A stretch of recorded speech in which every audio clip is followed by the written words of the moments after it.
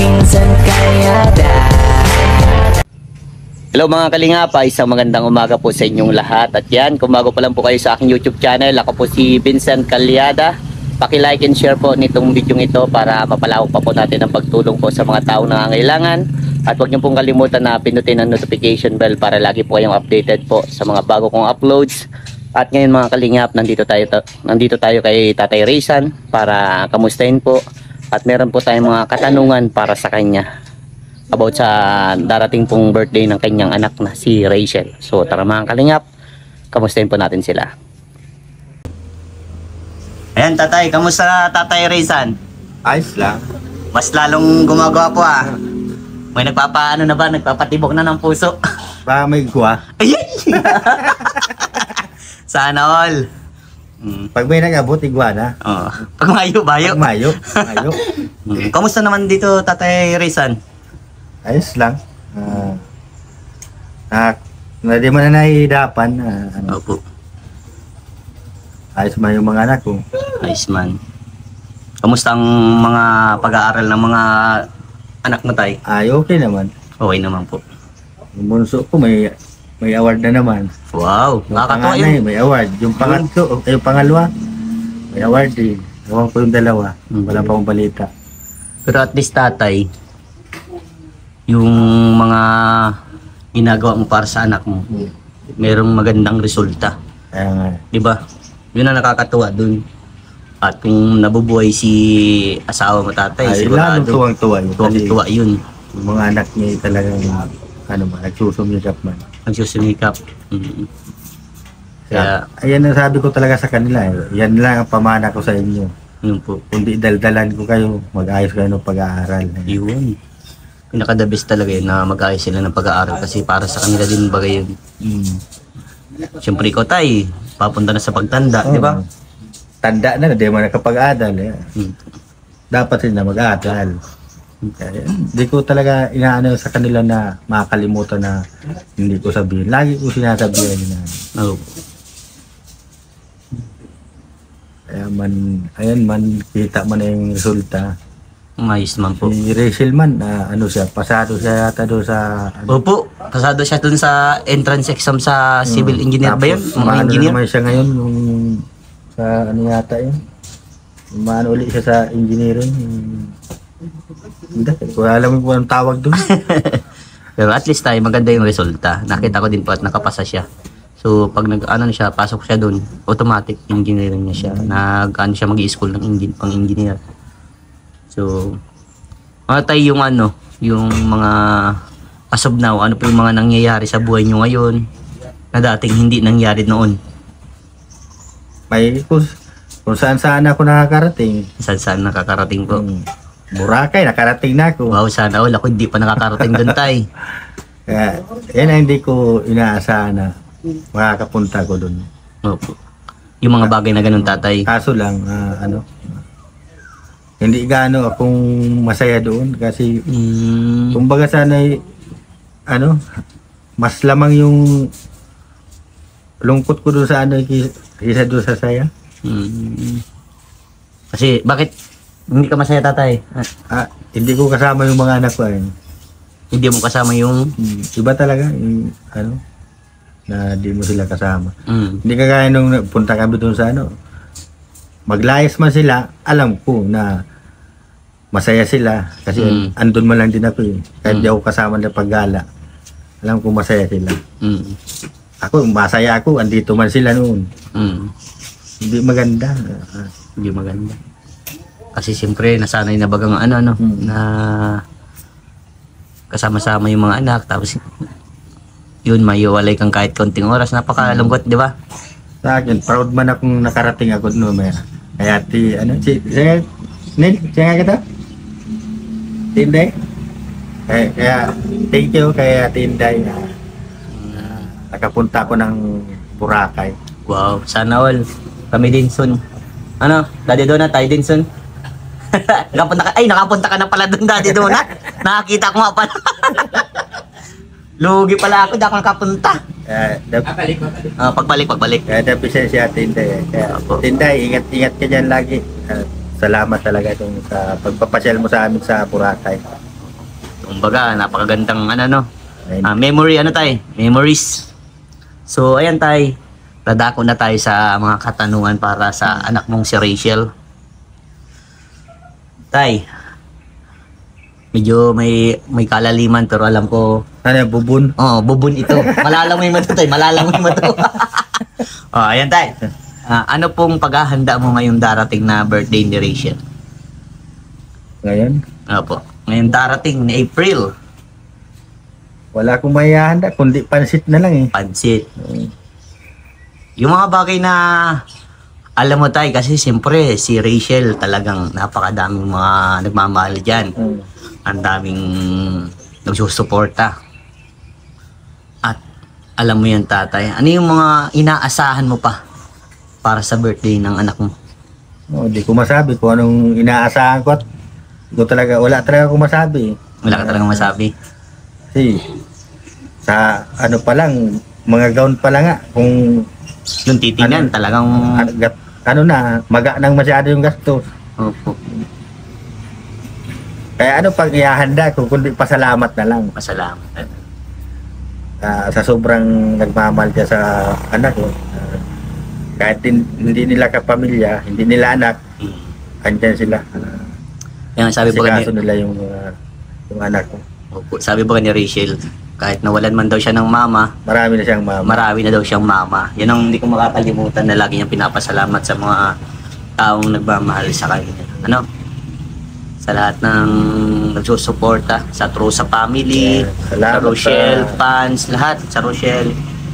Ganon yung pagmamahal para sa anak ko tatay.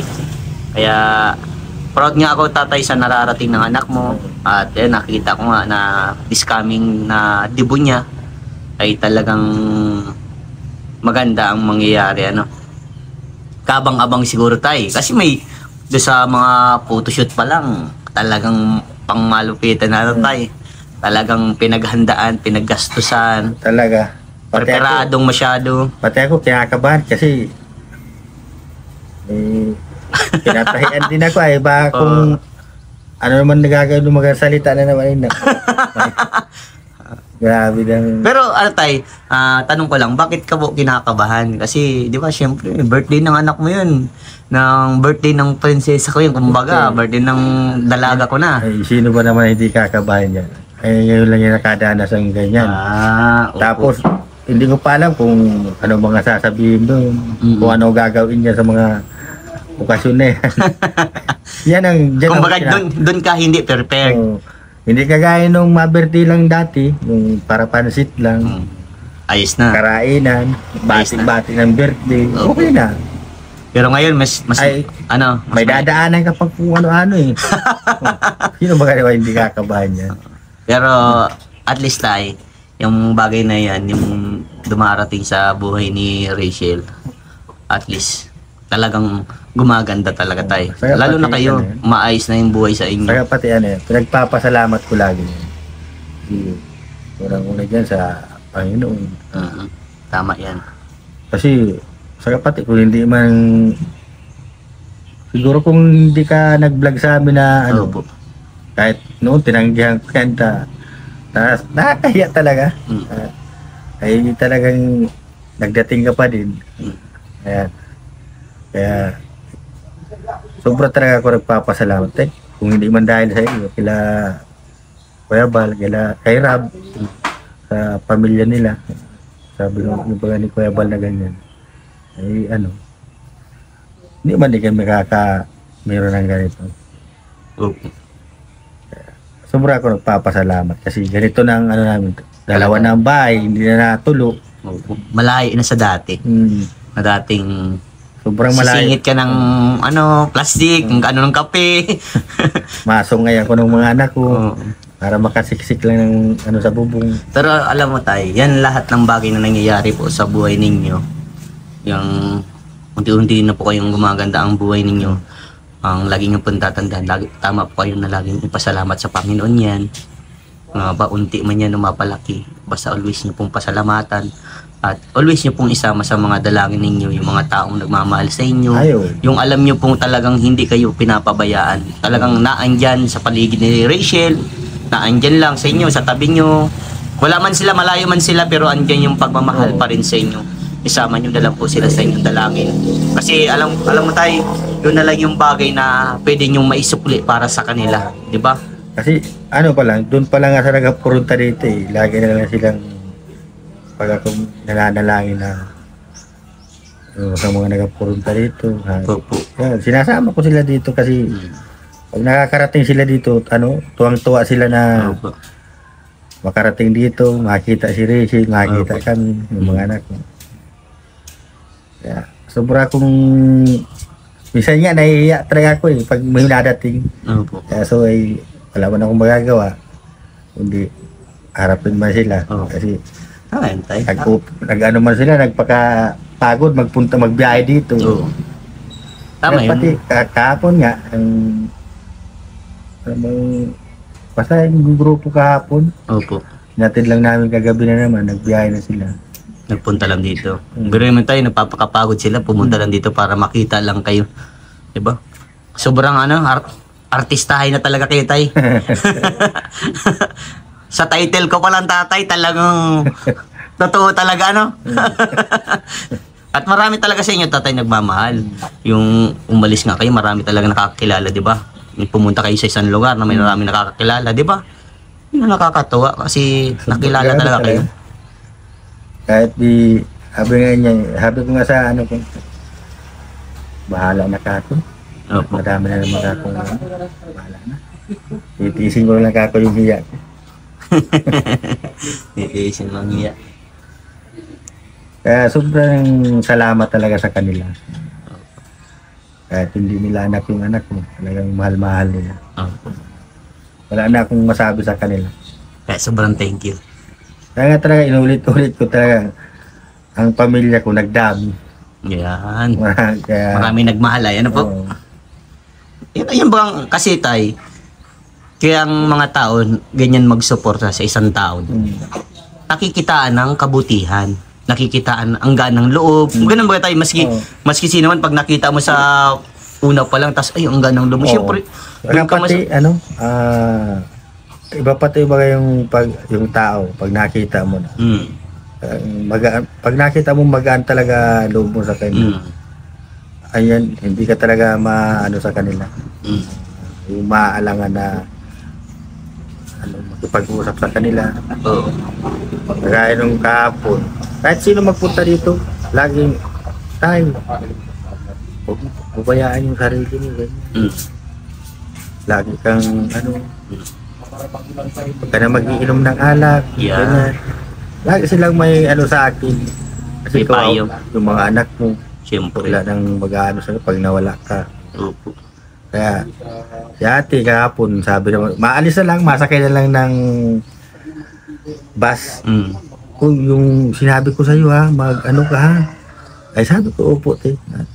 Ginagawa ko Diba? po ka. At ngayon nga, maganda-ganda na yung pagkaramdam ng tiyan ko. Kaso ano pa rin, pag gusto nga ako magbuhat ay nasakit ang likod ko sa kailan. Kaya yung ganito. Dibdib mo. Siyempre, nag-iedad na tayo. Normal yan. Sa Kaya nag-iedad. sabi ko, pati yung bitis ko, grabe.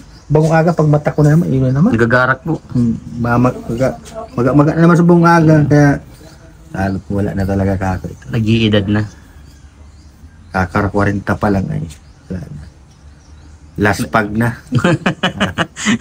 Siguro siguro ito nung ano. Nung panahon na parang... Kasi nabuhat ako ng mas mabigat sa akin eh. Oo, yun. Siguro, yun na, binibigay na sa akin. Tapos siguro, Ayan. tayo na nakakabasa ka. Yan. Pag maulan, hindi ko maiwasan na, di ako mabasa. Naabot ako ng ulan. Mainit, tapos biglang bawal. Kaya yan. Sa nangyari sa buhay namin, talagang kakaiba na. Tingin na nga sa akin dito, mayaman ka na niya, Rizan. Ano may sinasabi mo, tatay? Pag ganun po, sinasabi sa iyo? Minsan, para akong naiinsulto na, sabi ko, para ka ako nagkamotor lang, mayaman na. Nagkabahay lang, mayaman na. Hindi man namin pira yan. Kaya, mga viewers man yan ginagawa. Mga sponsor, tumulong sa inyo. Tama, tayo ganun talaga din. Papaliwanagan mo na lang. Kaya ganun na lang sinasabi ko. Wag lang kayo po magpa-apekto. Ay, di man. Ang ano ko na lang basta, ang sagot ko na lang, makita nyo nagkamotor, mayaman na. Tama yun. Hayaan nyo sila magpara, ano, kasi yung mga tao talagang mayroong masabi lang, ay ano po. Ay, sabi ko, kung yung sinasabi yung yaman ko, ayan ako. Dati mabaga ako, naganlakad lang ako, nagampay. Ay, minsan lang yung dumating sa buhay ko yung ganyan magkamotor ako. Hindi ko pa inaasahan yung ganyang klaseng motor. Siyempre, sa inyo kako, di ko maiwasan yung magsabi ng ganyan. Pero hindi nyo alam. Yung sinasabi yung mayaman ako. Garo magkamukha ko nakaka-insulto. Ay, nakako yung pira. Yung motor na yan. Kaya, salamat talaga ako. Bahala ka mo kung anong gusto nung isipon. Bahala ka mo. Nasa indo na lang. Kayo na bahala mag-isip ano, ng mga negatibo. Basta kako ako, kung anong meron ako, masaya na ako. Noon nga kako, naglalakad lang ako, masaya na ako noon. Basta makarating ka ako sa trabaho ko, masaya na ako.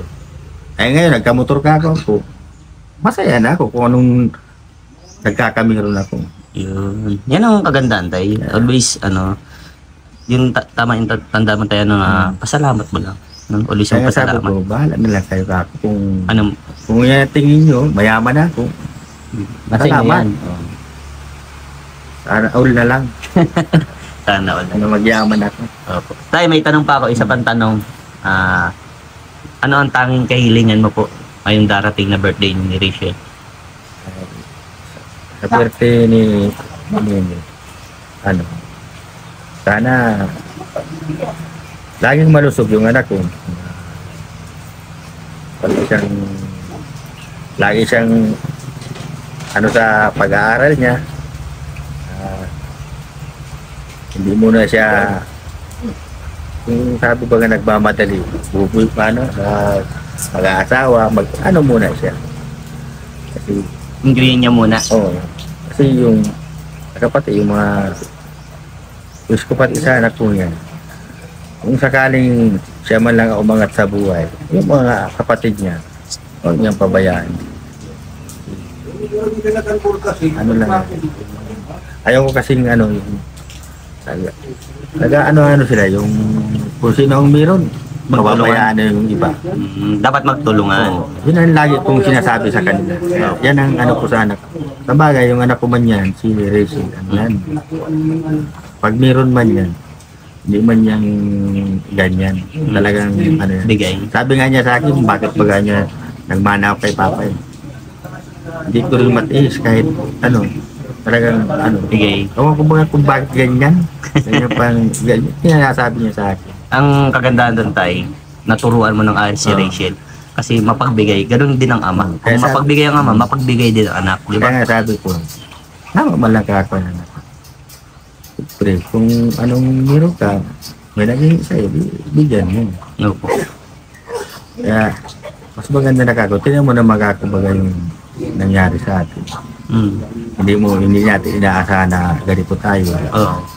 Hindi ka lang mapaglamang sa kapwa mo talaga ganito ang nangyayari. Ibiro mo ilang taon hanggang sa naglaki yung mga anak ko.